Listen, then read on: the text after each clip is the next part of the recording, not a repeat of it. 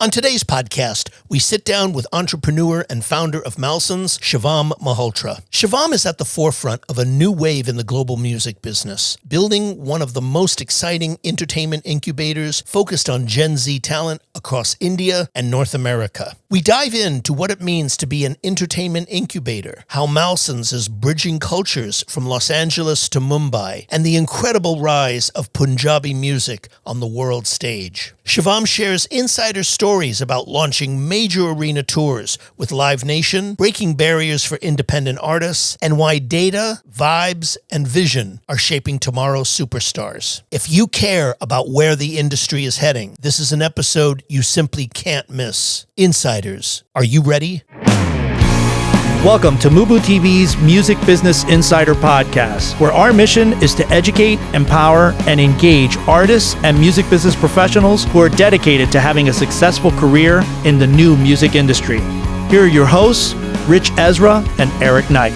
Welcome back, Insiders, to another episode of the MUBUTV Music Business Insider Podcast, where our mission is to educate, empower, and engage your music career. On today's episode, we're taking you across continents and into the cutting-edge world of the global entertainment business. We're thrilled to welcome Shivam Malhotra, founder of Malsons, the trailblazing entertainment incubator making waves in both India and North America. Shivam shares his insights on what it means to be an entertainment incubator, why he believes in having skin in the game, and how Malsons is redefining artist development for the next generation. If you're wondering how Gen Z's consumption patterns are shaping the industry, how to bridge cultural gaps between the East and West, or what it takes for an independent artist to sell out arenas across the globe, you're in the right place. We also dive into the rise of Punjabi hip-hop and rap on the world stage, the explosive growth of live music in India, and future pathways for artists looking to break out in today's democratized industry. Trust us, you'll want to stick around for Shivam's advice on creating your own path in the music business, and for his stories of building a new kind of global success. But first, a word from our sponsor. Hey, Insiders! Are you an aspiring musician, artist, band, or future music business professional looking to take your career to the next level? Well, look no further. At MUBUTV, we offer personalized career counseling and coaching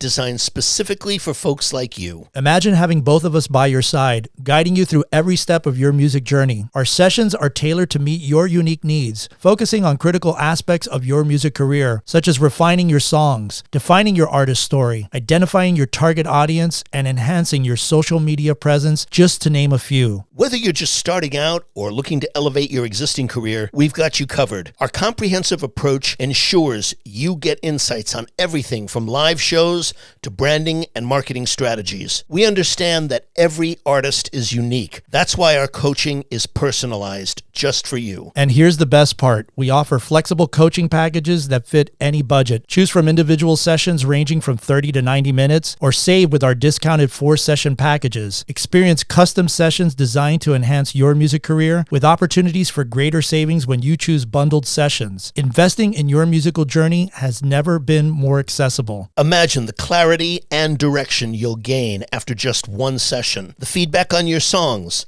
the strategies to grow your audience, and the confidence to perform live, all tailored just for you. So why wait? Don't let uncertainty hold you back. Join us for your free 15-minute discovery call at book.mubutv.com for a transformative coaching experience that will elevate your music career. That's book.mubutv.com. Hi, this is Mark Allen, Talent Manager and Marketing Director at the Blossom Agency, and you're listening to the MUBUTV Music Business Insider Podcast. Welcome back, Insiders. Today's featured guest is Shivam Malhotra, founder of Malsons, the trailblazing entertainment incubator making waves in both India and North America. This was a very fascinating conversation, Eric, for many reasons. Yeah. Number one, I love when we can speak to people on the international stage. Absolutely, yeah. And he is working both on India, Southeast Asia, and America. Right. One of the things that he spoke about that I thought was most interesting was he spoke about a complete paradigm shift in the relationship between artist and managers, where he is now more partners with his clients rather than just taking a commission, which was the old model. And that makes sense because so many managers today are required earlier on, require, more than just management help. They're investing in the talent themselves. So they're more partners than they are just managers. And that's an interesting development that I'm hearing and seeing more and more in the management space. And he talked about that. Yeah, one of the other areas that I thought which was vitally important is the Gen Z focus and how Malsons is built around Gen Z consumers understanding that their digital habits and purchasing decisions massively influence today's industry strategy. I mean, Gen Z is definitely, I think they're becoming the biggest generation since the baby boomers that are going to consume more and more than than all the generations combined, millennials, Gen Z, Gen Xers, and the baby boomers combined, because it's a bigger, wider swath of people that were born. And so I think that that's something that's vitally important, and Malsons is on the cutting edge of that. Yes, and I think one of the reasons that supports your theory is that that's a digital generation. Absolutely. They grew up. Yeah, that's the big difference, that they grew up with these digital devices. They grew up born with an iPad, etc. Yeah, absolutely. Yeah, and computer skills and phones and everything. So that's a very, very important point to what you were saying. And with that, insiders, sit back, relax, and enjoy our featured conversation coming to you live from Muse Expo 2025 with Shivam Malhotra. Shivam, welcome to the show. Thank you so much, Rich. Hi, Eric. Thank you so much. Thank you for joining us. Malsons is described as an entertainment incubator. What does that term mean to you, and how does it differentiate Malsons from traditional music and entertainment companies? So I'll jump right to it. So entertainment incubator essentially is incubating artists and creative entrepreneurs throughout their journeys right from the start.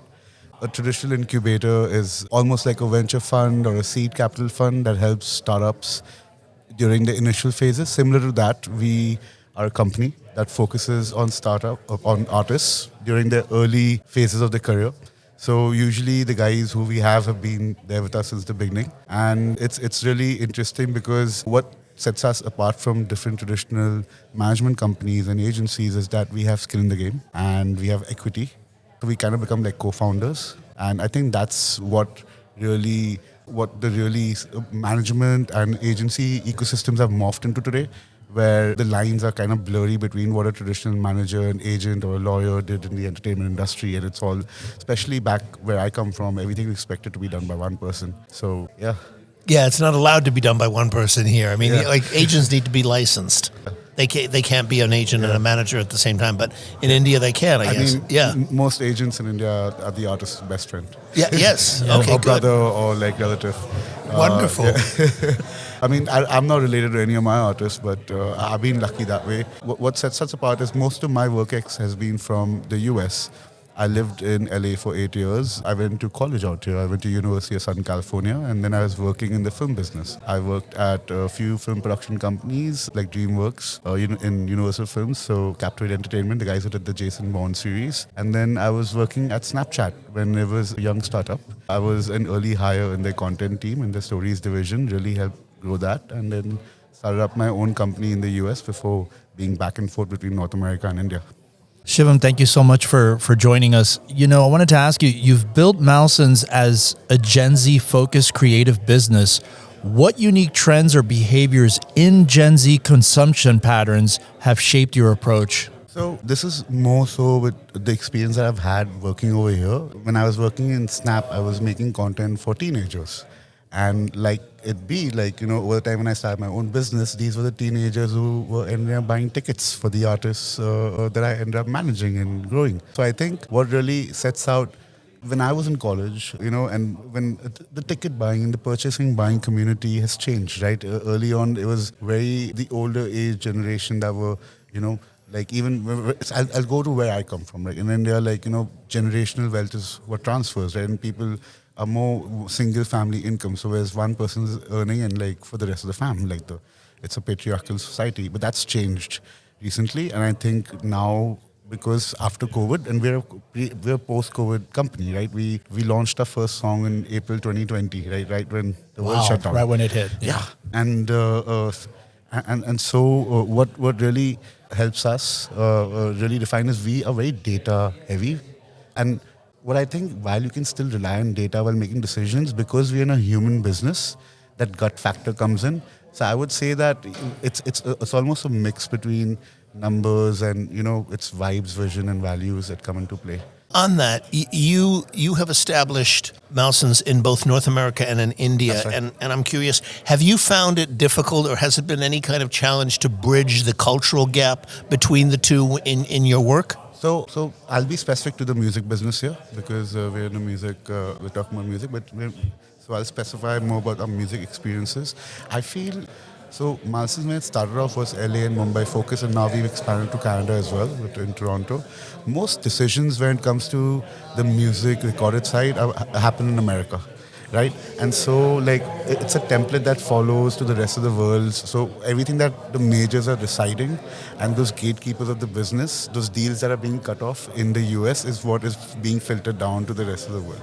And I think that's the biggest challenge that I face today. But there's also an opportunity over here, yeah? And we've seen that in the companies like Hybe, that have really grown out from the east and really coming to the west and shaking things up. And that's something that we in Malsons try to do and aspire to do, is to really come and and for us, I see that as a huge opportunity, right? Is that, okay, there's a developed industry in the West and there's a developing high growth industry in the East. Maybe there's a marriage of some sorts where the business side of things will come and help the creative side of things in the East to really come and catch up. And I think that's happened because we see, specifically now going to the Indian music industry, that's really grown up in numbers and relevance and prominence as well. We're finally getting our dues. Absolutely. Talk to us about your criteria in identifying talent with global potential, and what specific strategies do you use to nurture that potential? So I will now deep dive into the roster. So in the past, we've worked with different kinds of artists, right? We've had artists who have a larger impact and a streaming base in North America and the rest of the world, and we've had huge artists who are only heard of in India, right? So I think now I'll talk about both, right? When it comes to people and artists who want to focus more so, and I think that's changing now because the world has become a democratic world where, we're not a CD selling world anymore. Streaming is also being super dynamic. So when you're creating music, you are creating it to listeners all around the world. But because there's a language barrier and there's a diaspora, right, we have to always be conscious to the fact that there is going to be a home base and then there's going to be a base outside of that, right? So when you're looking into an artist like I represent Shub, right, who lives in Canada. He's a Canadian citizen. I'm based in Bombay. I live most of my time in Bombay, so I represent him. Even though we have a team here, I personally manage him. He's a Punjabi only speaking artist, right? We've sold out shows with him in UK and Australia. We're just about to do a tour in Q3 in North America, all arena shows. We were expecting to get 13 to 18,000 people per show. Wow. Right? So when you're breaking artists of that scale, where you already have an inbuilt audience, the value that's being unlocked, it's humongous, right? Because the exchange rates, the rates that are being paid, economies are different, right? Similarly, though in India, where you're playing that, you ramp that up by another 10x, right? So you're opening up to 20,000 people sometimes, or even if you're opening up to free, open shows, then that even goes up to 100K. We've had an act like Jubin who does stadium shows of 100,000 people, right? Can you talk to us about your artists? Because one of the things that me and Rich have been talking about, getting more of those artists that have been building a career that are not maybe well known. How did you build that? Where you're talking about the tour that you're getting ready to do now in North America. How did that story build? Could you walk us through a little bit of that? Actually, the tour in North America has been in place since the last 2 years. So, things just... when they announced, people think it's a 2-month, 3-month thing, but these things have been in the works for years. And he's a headliner. He's the headliner. It's his show. Talk to us about that story. How did you get it to that point? So Live Nation is the partner that we're working with in North America, and we're about to do the UK shows with them as well. So we've been in touch since they've been generous, and we've been in touch with them since the beginning of Shub's career as well. And, this journey started off with, a set price, which, over the course of his career has also gone up by 30x, right? Because the artist has become so big, right? So at the end of the day, it's good that there's some representation that's happening from the companies over here as well, which has enabled that. right? So that's a good win for us with these regional music and, these diasporic music. But the other aspect of it, how did we break it? It's through our relationships, right? Shub is now United Nations Climate Change Ambassador, right, for the Digital Climate Library.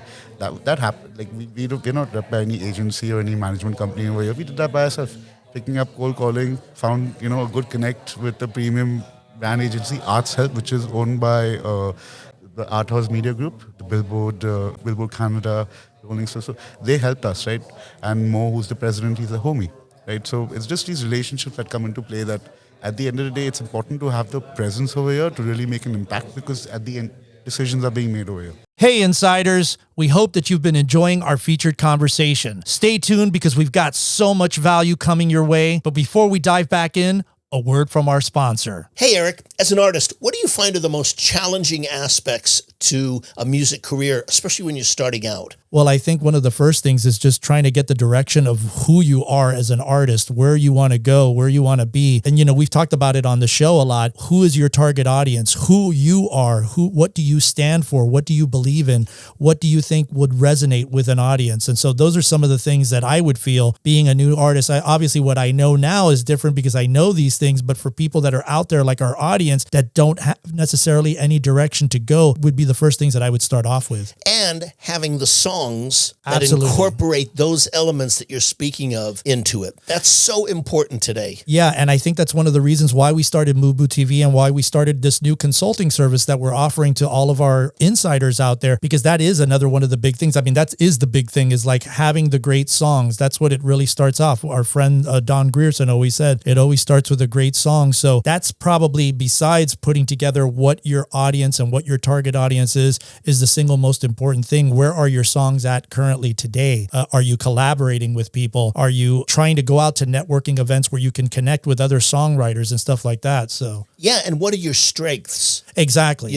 Are you a strong lyric writer? Are you a strong melody writer? Are you a strong musician, a player? Right. And it's really important to get really strong clarity on those issues before proceeding. I totally agree, Rich. And, with our consulting services, we offer a myriad of different packages and we've made it super affordable for everybody. So, if you guys are interested out there in connecting with us on a coaching call, you can visit book.mubutv.com and start off with a free 15-minute discovery call. Well, yeah, absolutely. That we start with an initial 15-minute call where we can get a sense of who you are, what are the issues that you specifically have, right, and want to work on. Exactly. And we can go from there. Absolutely. Yeah, and we tailor everything to your needs. It's not like a cookie cutter thing. We kind of really want to get to know who you are as an artist, where you at today, what's the snapshot of you as an artist today, and then start trying to craft something that's tailor-made for you. So again, if you're interested, visit us at book.mubutv.com for your 15-minute discovery call. Hi, this is Larry Mistel, founder and CEO of Primary Way of Music. Are you an insider? I am. Subscribe now. Your work with, I believe it's pronounced Jubin Nautiyal. Nautiyal.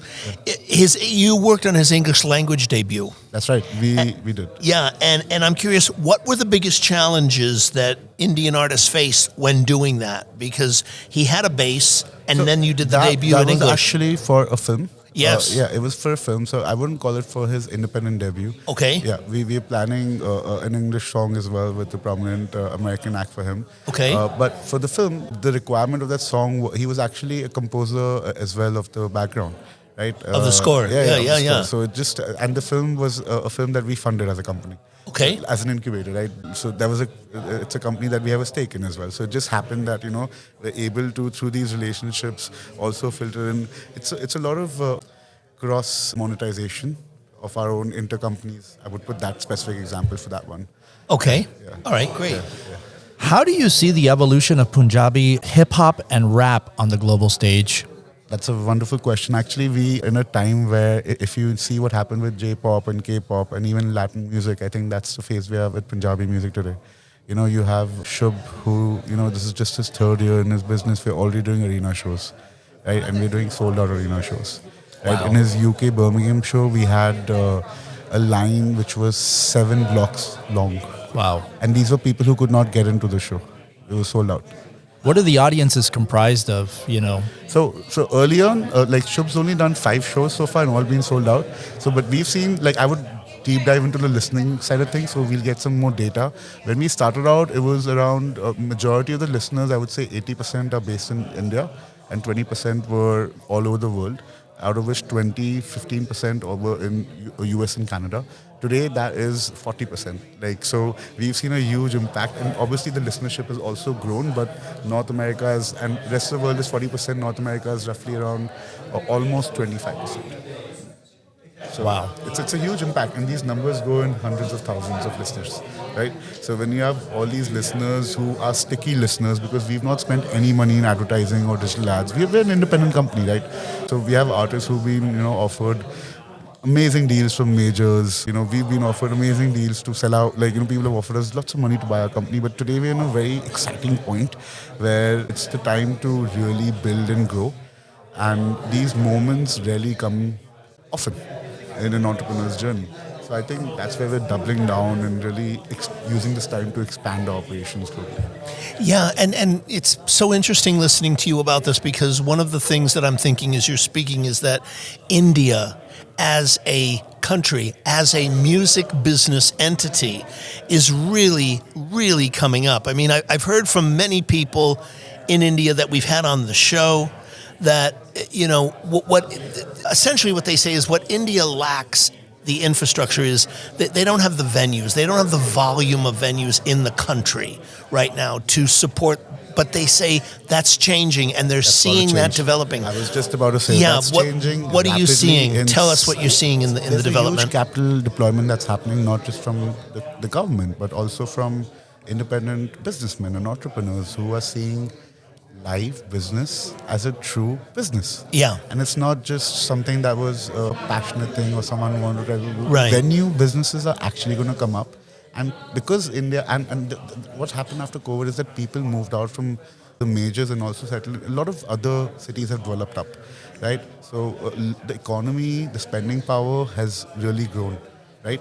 India's, a lot of investment has come into India. A lot of jobs have increased in India, which allows more discretionary spending, right? At the end of the day, people like going out, right? The shift in patterns of users, post-COVID is they want to go out more. We have such amazing Western acts coming to India. We have Lollapalooza in India. Wow. We have we just a lot of things are happening. A lot of live shows. A lot of live shows. Yeah. But besides that, the recorded business is growing. A lot of investments are coming in the entertainment space, right? We're seeing like FMCG products coming up, right? Similar to the West. So I think the catch-up game, which I would say in the film business was a 20-year timeline, the music business has done it in 2-3 years after COVID.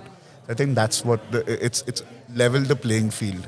And I think now it's just a matter of time where with the right capital deployment and right partnerships, we'll see some phenomenal stuff happen. Yeah, I remember when streaming came in, you had something, and the numbers I think probably have changed now, but you had 380 million listeners. That's staggering in terms of impact and going to the heart of what you're saying. But, in one territory. So I would, I think for me, because we're independent also, I feel streaming is so dynamic, which is a beautiful but also a scary thing. And I will go back to the point where all decisions most related to recorded music happen in the US, right? So like all those rates, those fluctuating things, like we don't have a say in that, right? Those decisions are being made by 3 or 4 companies, right? And we're a byproduct of that, so we have to build from there. But that also allows us to be more flexible, right? And if we are flexible, then we are able to build ahead. And which is why, like in such a short amount of time, now the majors are catching up to us. And we were able to get a humongous market share so quickly. Yeah, very much so. Throughout your life, are there any books, films, or documentaries that you have found to be particularly inspirational to you, professionally speaking, that you could recommend to our listeners? I don't want to sound cheesy, but honestly, Entourage has played such a huge part. You're the second person that mentioned that here. Entourage. Oh yes. There have been, there have been times where I was like, did I wish this and manifest this about myself? Like, because certain scenes just play out in a very funny, oddly manner, right? But that being said, That being said, I feel like we're going to see the true side of management, and now since social media has come out, we'll see the true side of the music business, right? Hunter S. Thompson also said it really well. The music business is a cruel and shallow money trench, a long plastic hallway where thieves and pimps run free and good men die like dogs. There's also a negative side. Very much so. Yeah, it's funny. Yesterday we had Mark Sutherland on the show, whose company, his newsletter and podcast are called The Money Trench, based on that famous Hunter Thompson quote. So yeah, absolutely. What advice would you have for artists who are genuinely interested in pursuing music as a career today? Well, now is the best time, because like back then you had a bunch of gatekeepers you had to go through. There was a funnel you had to go through. Now you can just, if you have the right team, and team comes secondary, if you have the right product first, you can put it out there, you can test it out, and then you can refine it, right? There's no set way today, right? Today you can define your own pathway to success, which not too long ago you couldn't, right? Because that was like until like streaming came and until digital distribution and DIY platforms came, right? That was pretty much guarded by a set number of people, right? You wouldn't find entrepreneurs like me around. That's very true. Yeah, exactly. So there's great opportunity. What is the best way to contact you? Is it through the website? So actually, we don't believe in traditional websites. Okay. As an incubator, we build websites for our artists. We build. So best way to reach us is Instagram, right? Socials. Socials. Yeah. We're so like, reach out to any of the any of the artist sites. You'll reach out to us because we're running the backend and everything, right? But as a company, what sets us differently is that we don't really go out there doing a lot of BD, trying to find a lot of artists. It's the other way around. And, which really allows us to, take a step back and really evaluate on how we want to pick up projects and assignments. And because it's an equity business for us. We're not in it for the commission, right? So when we get into something, it's not really time bound, right? It's a journey. And so it's really seeing that journey through. Like most artists' careers, are journeys. Precisely. That's right. Shivam, we want to thank you so much for coming by and for doing this. We so much, really, Eric. really Thank you, appreciate Rich. it. Really appreciate you guys to invite me. I'm honored. Thank you so much.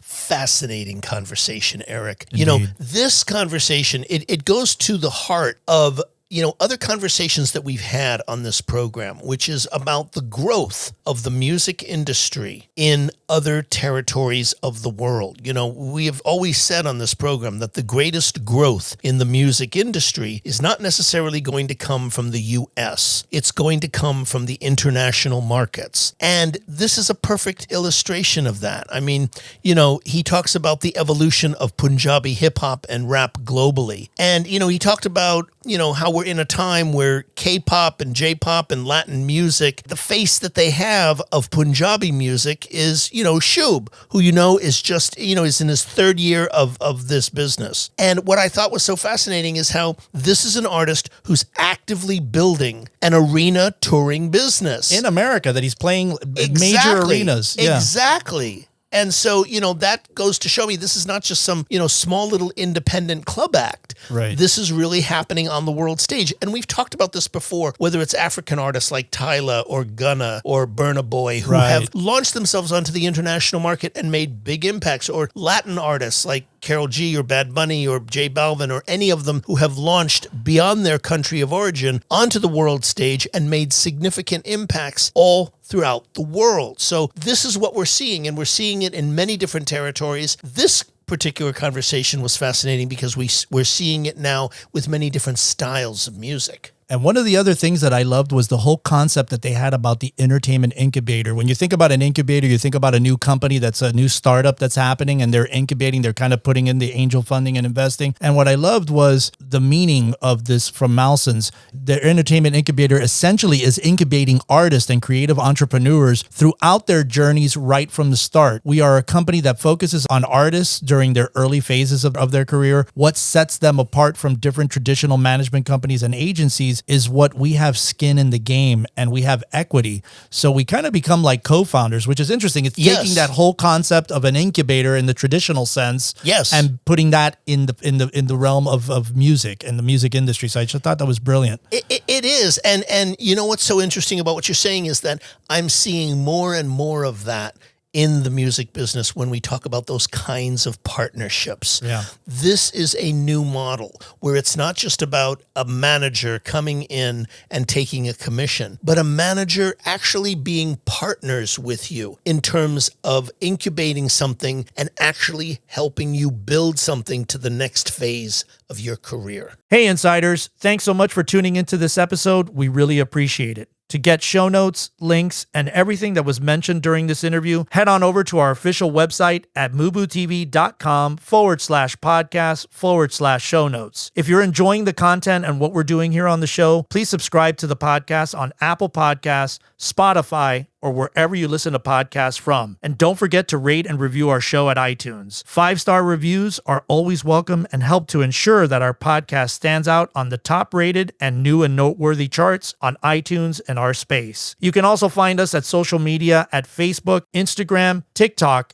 and Twitter X, all ending with the handle MUBUTV, which is spelled MUBUTV. Don't forget to catch our flagship show, the MUBUTV Music Business Insider video series, airing every week on YouTube at youtube.com/MUBUTV. This show was produced and created by Rich Ezra and Eric Knight. Theme music by Disciples of Babylon, and be sure to tune in next week for another episode of the MUBUTV Music Business Insider Podcast.